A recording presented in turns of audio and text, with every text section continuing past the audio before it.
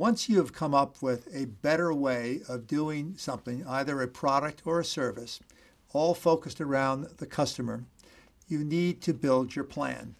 But the plan I'm talking about is not the traditional business.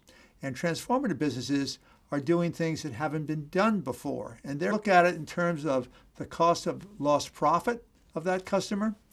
To replace the lost profit of a typical customer, regardless of what the business product or service is typically in the range of 15 to 18 times more expensive to replace the lost profit of a customer.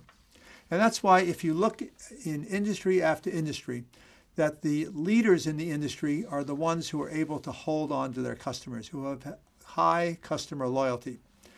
I was very involved for many years in the telecommunications industry. And what we focused on a lot was customer churn. If customers were churning over quickly and you had to acquire new customers to replace them, it was very expensive, very difficult to make a profit from it that was comparable to the market leaders. On the other hand, if you had a business which had high customer loyalty and the customers weren't churning, then it was a very profitable business. A good example in the U.S. in the wireless carrier business is that AT&T and Verizon have been very successful at keeping low customer churn. Sprint, on the other hand, has been notorious about having very high customer churn, and they've had a hard time staying up with the level of profitability of those two market leaders. And that's one of their high priorities. If they can crack that code, if they can learn how to hold on to those customers, they'll have a dramatically different business. So customer metrics are very important. Another one that I follow carefully is the lifetime value of a customer.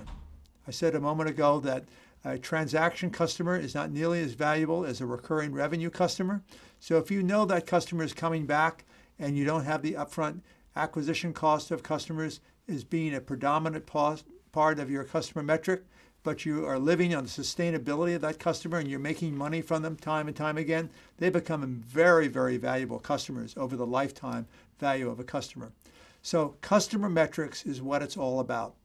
And building your customer plan, looking at your business model from the concept of a customer plan is far more important than looking at a business plan traditionally. And this leads to another fundamental power tool in your kit of how you build a transformational business. And that's what I call back from the future planning. Now, why is back from the future so valuable? Where you were previously, meaning where you were the previous year.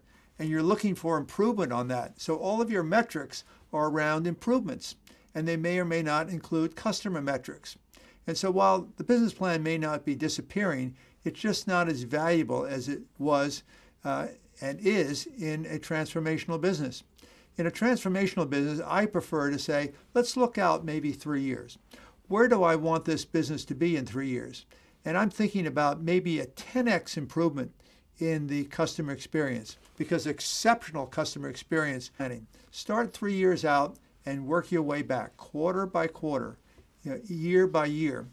And almost inevitably, you'll get back to the present and you'll find out, to your great surprise, that the things you needed to accomplish to get to that 3-year destination, that you were out of time, that there are things that you had to get done near term that if they weren't done, you were never going to hit that 3-year goal of exceptional customer experience and disruptive price.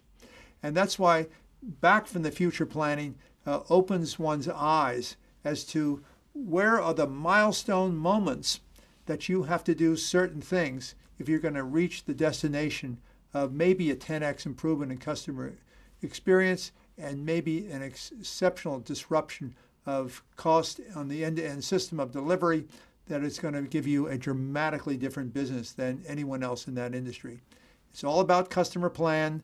Back from the future planning is one of those power tools that can enable that customer plan to be put into the perspective of a roadmap that is far different than the roadmap one would typically build when you're starting with a business plan where you say, here are the things I want to do this year or next year, but you're looking at it from where you are, whereas back from the future planning looks at it from the point of view of where you want to be in a destination 3 years from now.